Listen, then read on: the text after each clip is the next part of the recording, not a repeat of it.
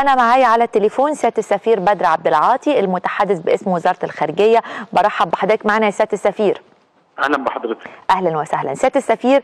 عارفه انك لسه تقريبا في المغرب، لسه ما رجعتش للقاهره، فعايزه اعرف بقى انطباع حضرتك والحضور واللي كانوا موجودين النهارده على اجواء اللقاء اللي جمع وزير خارجيتنا مع وزير خارجيه المغرب. طبعا الاجواء في منتهى الايجابيه، حميميه في الاستقبال وفي اللقاءات، بما يعكس بالفعل بدون اي شعارات متانة العلاقات التاريخية الأبدية اللي بتجمع بين البلدين والشعبين الشقيقين. السيد وزير الخارجية أنهى للتو لقائه مع جلالة الملك محمد السادس، كان لقاء ودي للغاية جدا. الوزير سامح شكري نقل لجلالة الملك رسالة خطية من السيد الرئيس عبد الفتاح السيسي تتعلق بالعلاقات الثنائية وسبل مزيد من تطويرها في مختلف المجالات وبما يليق بمكانة ومصالح البلدين والشعبين الشقيقين. جلالة الملك نقل بدوره تحياته وتقديره للسيد الرئيس ووجه الدعوة لسيادته لزيارة المغرب في المستقبل القريب. كان في جلسة مشاورات ثنائية بين وزيري الخارجية وبحضور وفدي البلدين، وكان في مناقشات مستفيضة لتطوير آليات التعاون الثنائي بين البلدين، سواء كانت آلية الحوار والتشاور على المستوى الوزاري أو التحضير للجنة العليا المشتركة التي يرأسها الرئيس السيسي وجلالة الملك محمد السادس، والتي ستعقد إن شاء الله خلال الشهور القادمة في القاهرة.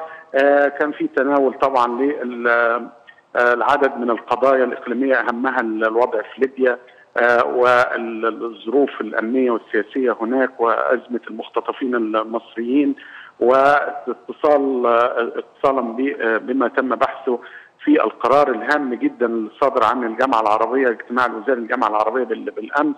أيضا كان في نقاش على قضية الإرهاب وسبل تطوير التعاون المشترك بين البلدين في مجال مكافحة الإرهاب، أخذا في الاعتبار دور الأزهر الشريف والمؤسسات الدينية المغربية، يعني موضوعات أخرى تم مناقشتها، سوريا، العراق، الوضع في اليمن. وصدر بيان مشترك، بيان هام جدا صدر عن الزيارة بيؤكد على دعم المغرب الثابت لمصر ووقوفها الى جانب اراده الشعب المصري حتى انتخاب السيد الرئيس عبد الفتاح السيسي. وكده تعتقد انه بيقفل باب الجدل بقى او التشكيك في العلاقه ما بين مصر والمغرب، وان وجود فيه ازمه ما بين البلدين؟